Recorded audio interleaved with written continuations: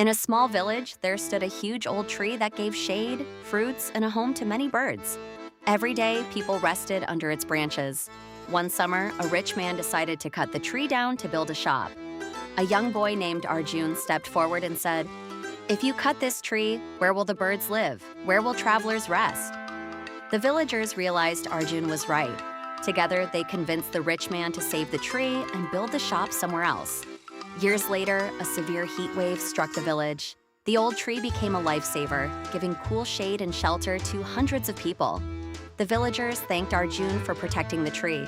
Protect nature today, and it will protect you tomorrow.